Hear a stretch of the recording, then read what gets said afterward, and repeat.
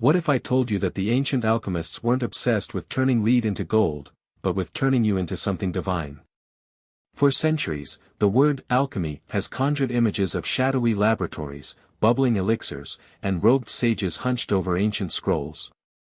We've been taught to see alchemy as an outdated precursor to modern chemistry, a curious but ultimately misguided attempt to manufacture gold from base metals. But what if that was just a clever veil? A smokescreen hiding truths too powerful for the uninitiated? Beneath the surface of these cryptic texts and strange symbols lies a teaching so profound, so transformational, that those who truly understood it were said to awaken to an entirely new level of existence. They were no longer merely human. They became something more, something radiant, awakened, golden in spirit. The real gold, you see, was never found in the earth. It was always hidden in the soul. In this video, we're going to tear back the curtain on the ancient art of alchemy, not the laboratory tricks and medieval illusions, but the inner science of transformation that has echoed through the mystery schools of Egypt, the temples of India, the monasteries of Tibet, and the silent halls of Hermetic philosophy. You'll discover what the alchemists really meant by transmutation, and why they spoke in riddles, symbols, and paradoxes. You'll learn how the seemingly obscure stages of alchemical transformation, calcination, dissolution, conjunction, and more, are actually profound metaphors for spiritual awakening and inner purification. And most importantly, you'll learn how to apply these truths to your own life, how to become your own alchemist. Because real alchemy is not about turning lead into gold. It's about turning the lead of unconsciousness into the gold of awakened being. The fire is within you. The crucible is your life. And the transformation begins now. To truly grasp the essence of alchemy, we must journey back, not just through centuries, but through civilizations that viewed reality itself very differently than we do today. Long before the laboratories of Europe were filled with copper alembics and smoky furnaces, the seeds of alchemical wisdom were already sprouting in the temples of ancient Egypt. There, it was known as the sacred art. In fact, the very word alchemy may derive from alchemia, meaning, from the Black Land, a reference not just to the fertile soil of the Nile, but to the mystical land of Egypt itself. But Egypt was not alone. The alchemical tradition weaves through the Vedic texts of India, the Taoist practices of China, the Hermetic writings of Alexandria, and the mystical philosophies of Sufism and Gnosticism. In each case, it was never merely about manipulating external substances, it was about the refinement of the self. The earliest known texts of Western alchemy, such as the Emerald Tablet attributed to Hermes Trismegistus, are not recipes for creating material wealth. Instead, they speak in cryptic phrases like, "As above, so below, as within, so without." This is not chemistry. This is cosmic psychology. Hermes Trismegistus, a legendary fusion of the Egyptian god Thoth and the Greek god Hermes, was believed to be a divine teacher who revealed the hidden architecture of the universe and the path to divine consciousness. His teachings laid the foundation for Hermeticism, which became a core influence on Western esotericism, Rosicrucianism, and even the Renaissance itself. In medieval Europe, alchemists like Paracelsus and Basil Valentine risked their lives to study and transmit these teachings. But to protect their knowledge from persecution and misunderstanding, they concealed it within layers of metaphor and symbol. The transformation of base metals into noble ones. That was simply the outer shell. The true work was what they called the Magnum Opus, the great work. It was the process of elevating the soul, refining the ego, purifying the heart, and achieving union with the divine essence. The gold they sought was the inner radiance of the awakened spirit. Even Carl Jung, the great psychologist of the 20th century, recognized this. He studied alchemical manuscripts extensively, not as a chemist, but as a mystic of the mind. Jung saw alchemy as the symbolic language of the unconscious, an early form of depth psychology. To him, the alchemical stages represented the phases of inner transformation, or what he called individuation, the path toward becoming a whole and integrated human being. In the East, Taoist alchemists spoke of transforming essence, jing, into energy, qi, and energy, into spirit, shen, a parallel process of inner refinement through meditation, breathwork, and discipline. The Chinese didn't seek literal immortality in their potions, but rather a spiritual immortality, the cultivation of the eternal self beyond the physical body. All of these traditions, though separated by time and geography, speak the same essential language. They tell us, there is more to you than what you think. You are not fixed. You are not finished. You are a work in progress. A fire waiting to be kindled.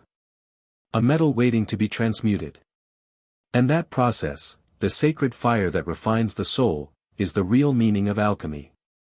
To understand the real mechanics of alchemy, the true alchemy, we must now move from history into symbol. The ancient alchemists, like poets of the soul, did not speak in plain words. They spoke in mysteries, in metals, in fires, in phases. Why? Because the transformation they described could not be captured by language alone. It had to be experienced. But the symbols they left behind offer a map. Let us begin to decode it. The great work in the Philosopher's Stone. At the heart of alchemical teaching is the Magnum Opus, the great work. This is not a book, a treatise, or a recipe. It is the entire process of inner transformation. It is the journey of the soul from density to light, from fragmentation to wholeness. And the ultimate goal of this journey? The creation of the Philosopher's Stone, a legendary substance said to transmute base metals into gold and grant immortality. But let us not be misled by literalism. The Philosopher's Stone is not a physical object. It is a symbol for the perfected self, the inner essence purified of ignorance, fear, and ego. It is the state of gnosis, of direct knowledge of the divine within. Jung referred to it as the self with a capital S, the totality of the conscious and unconscious mind, harmonized and awakened. This stone, the alchemist said, is everywhere, and nowhere. It is hidden in the common. It is made from the prima materia, the first matter. But what is this mysterious prima materia? The prima materia, the raw soul. The prima materia is not some exotic substance buried in the earth. It is buried in you, in your shadow, your wounds, your raw emotions, your unexplored depths. It is your unrefined being, the aspects of yourself that are chaotic, unconscious, reactive. The alchemist begins by confronting this raw material, not escaping it. This is why alchemy always begins in darkness. In the Nigredo phase, often symbolized by blackness or death, the self must break down. Ego structures, false beliefs, attachments, all must be burned away in the crucible of self-inquiry and suffering. This is not a comfortable stage. But it is necessary. Just as raw ore must be melted to extract gold, the soul must be dissolved before it can be reborn. This is the true fire of alchemy, not a literal flame, but the fire of transformation, of awareness, of discomfort that leads to clarity. The stages of transformation. From here, alchemy unfolds in a series of stages, each symbolizing a deeper level of inner refinement. While different traditions list these stages slightly differently, a common classical structure includes the following. Calcination, the burning of the ego, the breakdown of old identities through crisis or revelation. Dissolution, the melting of false structures, immersion in emotion, the unconscious, and the fluid realms of being. Separation, the discerning of truth from illusion, clarity begins to emerge. Conjunction, the integration of opposites, the conscious and unconscious mind begin to harmonize. Each of these stages corresponds not to chemical reactions, but to psychological and spiritual transformations. They are inner alchemy, and they happen within the soul. And here lies the genius of the alchemists, they used the language of matter to describe the mystery of spirit. They wrote of metals and minerals, but they were always speaking of the heart. In the next section, we will go deeper, into the remaining stages of transformation, into the mystical symbolism of gold itself, and into the paradoxes that guard the gates of the final awakening. Because alchemy is not just a path. It is a labyrinth. And only those who walk it in full awareness may find the way out, and the treasure hidden at its center. We left off at the conjunction, the point at which opposites begin to unify within the self. But in true alchemy, this is only the midpoint. The road ahead is even more mysterious, subtle, and paradoxical. Because from this moment on, the work is no longer just about breaking down what you are not, it's about realizing what you truly are. Let's continue unfolding the remaining stages of the Magnum Opus, the great work. 5. Fermentation, the birth of spirit. In the process of fermentation, something new begins to rise from the depths, a spiritual spark, a subtle energy that cannot be forced, only invited. After the ego has been burned and illusions dissolved, after discernment and integration, the soul begins to receive what many traditions call grace. In this stage, mystical experiences may arise. Moments of profound stillness, unity, or insight can break through like shafts of light after a long storm. But fermentation is fragile. It requires patience. Like yeast that makes dough rise, this stage needs sacred stillness, not striving.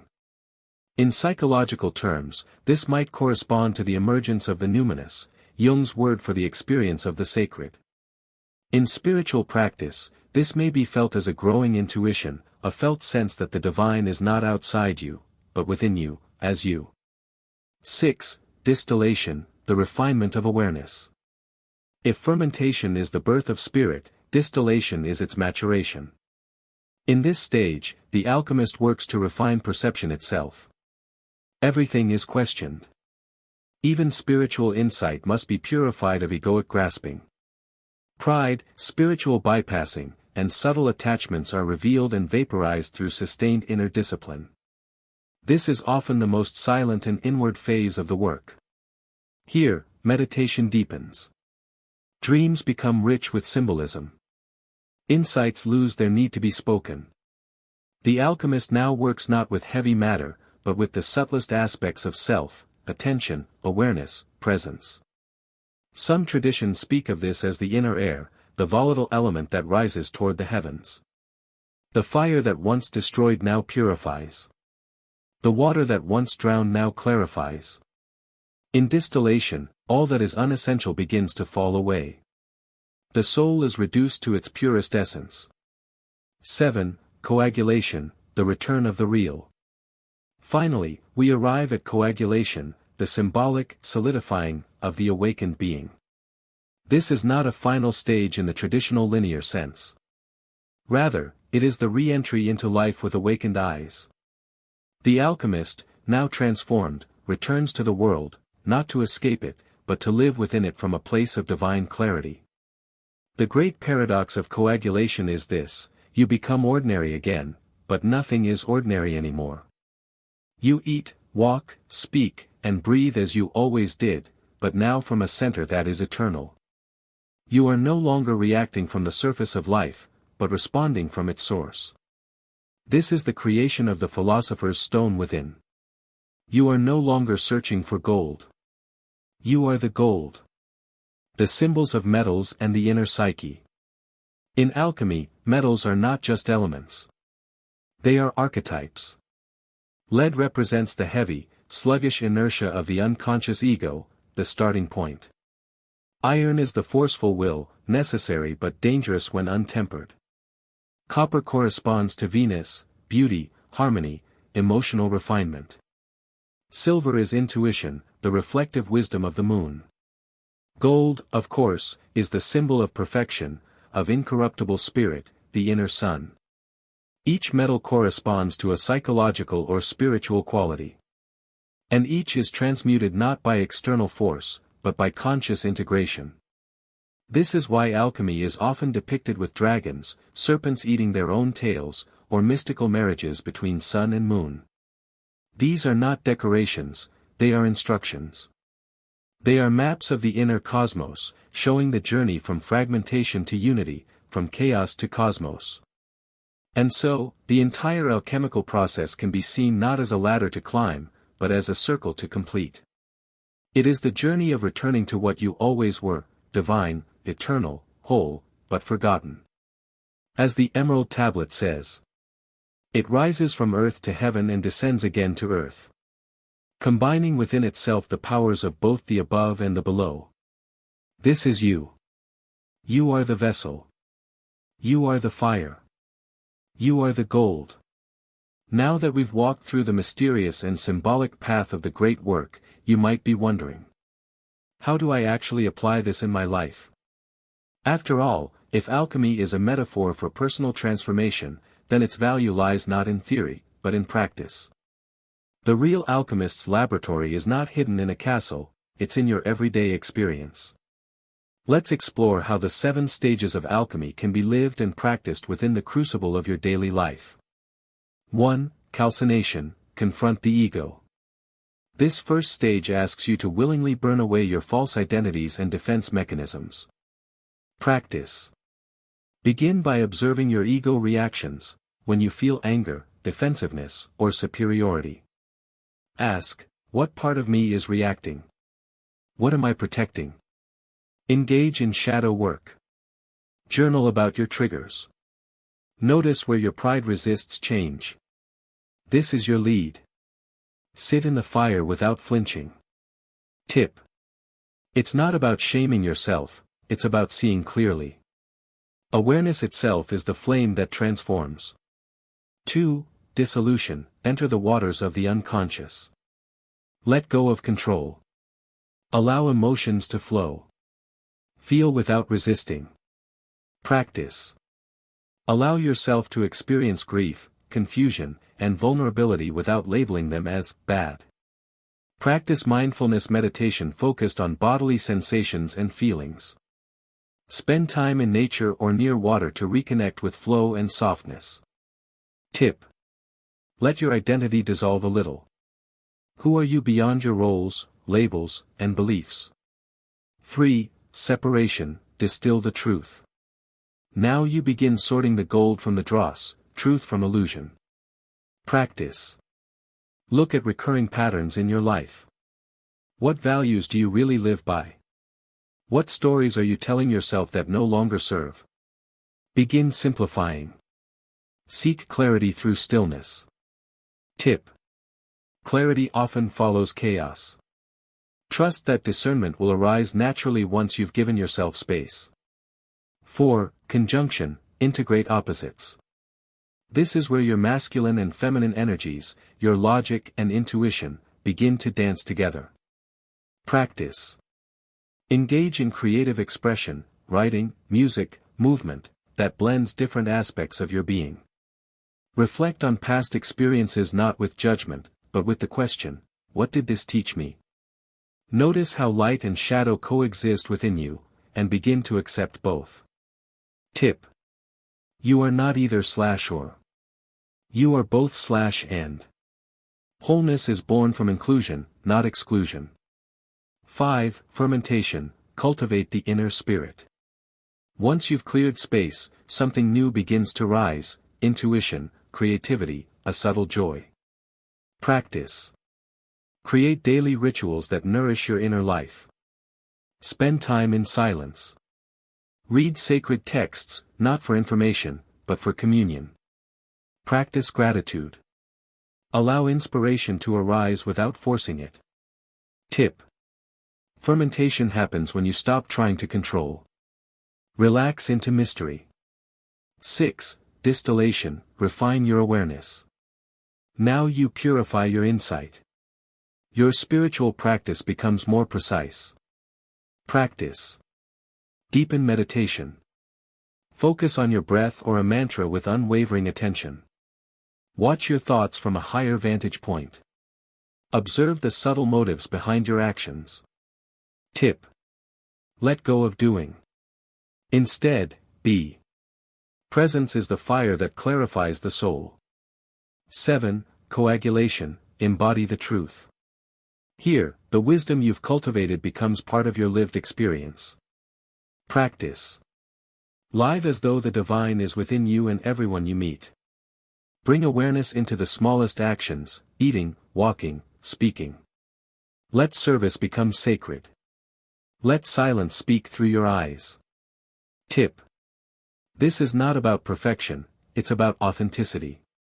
The gold isn't flawless. It's real. Facing the obstacles. Resistance, the ego will fight to stay in control. That's natural. Breathe through it. Impatience, this process cannot be rushed. Each phase must complete itself in its own time. Isolation, the path of alchemy can feel lonely. Seek kindred spirits, mentors, or spiritual communities. You're not alone. Living the alchemical life. To live as an alchemist means to live deliberately. To see every emotional upheaval as calcination, every tear as dissolution, every insight as a spark of fermentation. It means treating your life as sacred, not because it is perfect, but because it is transforming. You become the crucible. You become the flame. You become the gold. So now, we return to the question that began our journey. What is the real meaning of alchemy? It was never about transmuting lead into gold with chemicals and metals. That was the cloak, not the core. The true alchemists were mystics, initiates of the inner fire. They understood that the lead they sought to transform was the heavy, unconscious self, and that the gold was nothing less than the awakened soul. They weren't playing with matter. They were refining being. The great work was never a secret because it was hidden. It was a secret because it was sacred. And to this day, it remains hidden in plain sight, written in the architecture of ancient temples, encoded in dreams, embedded in nature, and whispered through the still voice within. You don't need a laboratory to practice alchemy. You need only your life. Your courage. Your awareness. The stages are already unfolding, perhaps you're in calcination, burning away old identities. Perhaps you're in fermentation, feeling the first stirrings of something divine. Wherever you are, know this. You are the work. You are the alchemist. You are the stone. The invitation now is to live that truth. To approach every struggle as sacred. To see your shadow as raw material. To walk through the fire willingly, not because it's easy, but because it's real. So ask yourself. What lead within me is ready to become gold? Reflect on it. Sit with it. Begin the work. Because the moment you do, the fire begins to burn. And the great work begins, not in legend, but in you. If this message stirred something within you, let it guide you. And if you found value in this journey, share it with those who are ready to remember what was never really forgotten. Stay curious. Stay awake. And above all, keep walking the path of the inner flame.